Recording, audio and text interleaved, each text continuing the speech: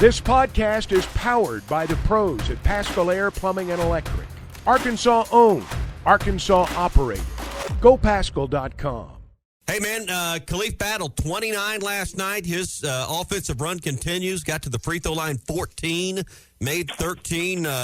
Pretty impressive the last 4 or 5 games the run Battle has had. It really is, and they've been playing better as a team during this run, and ESPN kept flashing up the graphic of the highest scoring 4-game periods. You know, Jody Meeks from Kentucky was in there, Connect from this year, but Battle has outdone them all, and it's just his ability to get to the free throw line over and over and over has been a big part of them playing better these last 4. And man, you wonder about the calculus of next year's roster, and I guess that's for another week or so down the line. But anyway, man, it takes you to a different level when he's scoring that way. Mm-hmm. I mean, good win. Team gets back to 500 for the year. It's obviously, been a disappointing year. That goes without saying. But is Battle the kind of guy that you can build around for next year? I mean, I don't get the impression, or I don't leave even with the production he's put up lately. I don't say, well, there's your centerpiece for next year.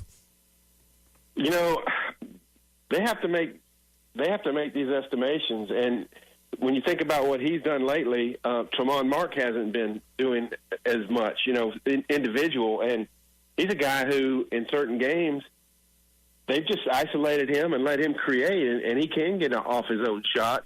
And you've seen with Battle's driving lately that he can do that and create fouls on the other team and such. So, I mean, there's 2 guys right there with eligibility left that are big-time scorers. And I don't know.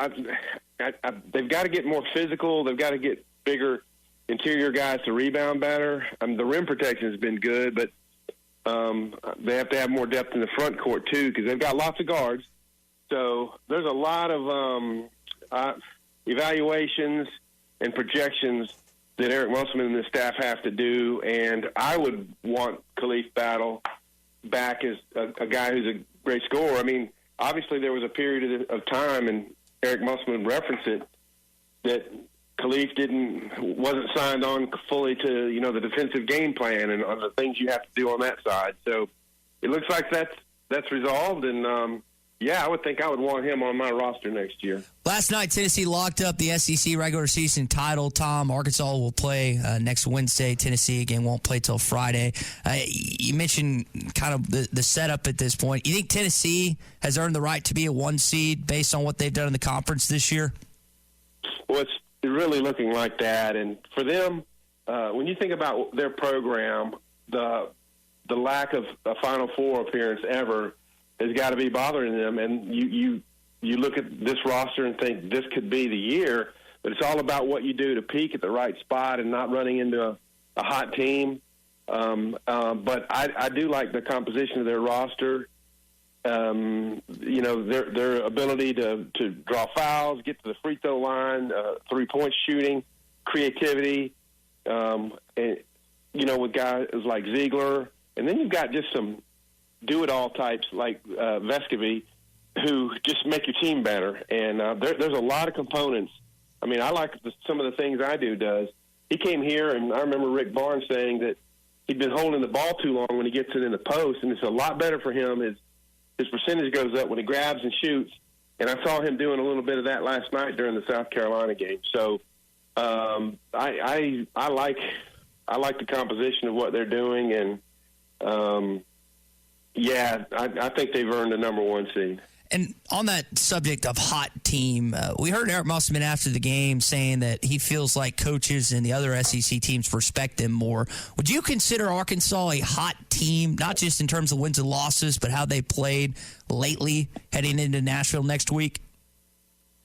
Well, yeah, I mean, in relative terms. I mean, you could say in relative terms they're hotter than Bama, but are you going to favor them in Tuscaloosa on Saturday?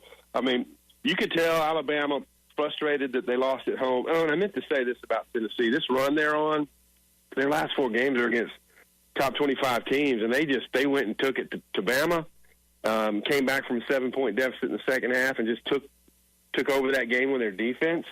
And then I guess they've got Kentucky coming up on Saturday, which is going to be another tough one. But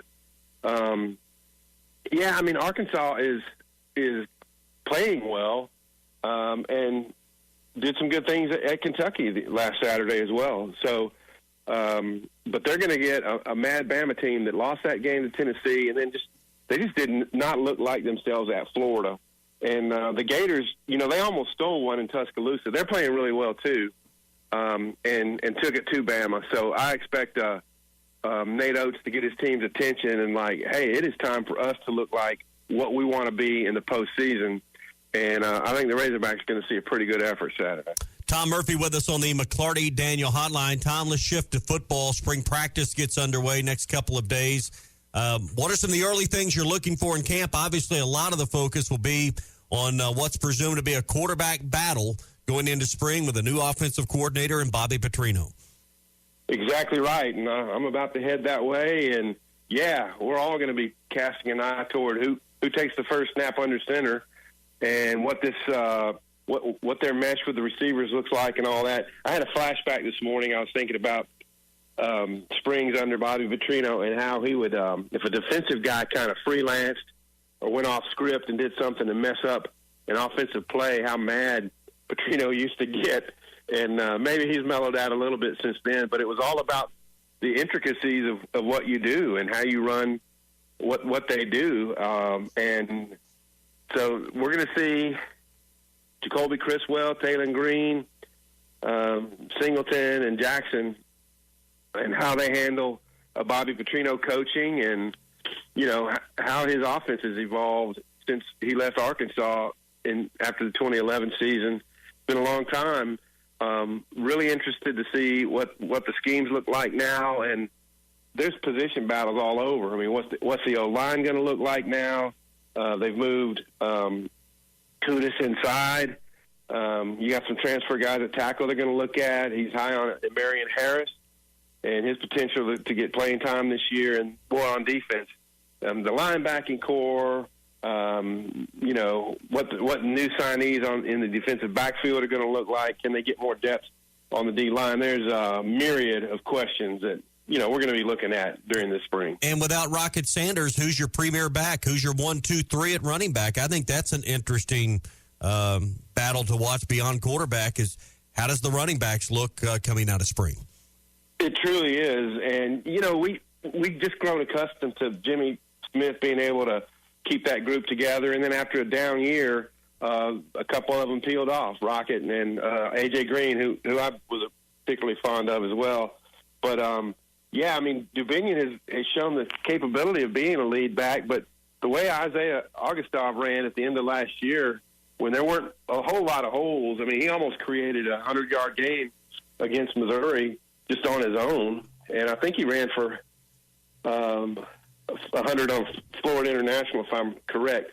But I love his north-south ability, and so he's going to be a good one too. And then the younger backs, Braylon Russell, Jaquindon Jackson, they're bigger kids. So, and of course you can never leave out Dominic Johnson, who had such an unbelievable 21 a few years ago. So they're going to be deep at tailback once again. Yeah, and Luke Haas will be back on the field after being sidelined with injury last year.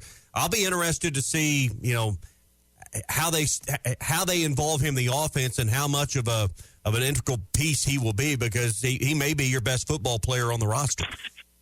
Yeah, that's one of the reasons why I love football so much is you can have some superstars, but you have to mesh together, and there's so many different levels to the talent you have to have, big guys, little guys, fast guys, and it all has to fit together. And last year they were just a little bit discombobulated. I don't project them to, improve so much that they're knocking on the door to the top of the conference, but they can improve to the point where there's a lot more 50-50 swing type games, and you find a way to win those, and you can have a good record. And I just love football because of that. And you got to incorporate the Luke Hazes and everybody else in, and try to make a happy roster and be productive. So, Tom, on that note, before we let you go, what would you consider a bounce-back year in terms of record for Sam Pittman and this football team? Well, in the simplest terms available, a winning record. And that means at least 6-6 and win a bowl game. So it's, they're going to have to improve a lot to get to that point, because the SEC is just brutal. It's going to get worse. But if they can do that, they're going to load up and try to win in week 2 against Oklahoma State, and they got the Texas game at home.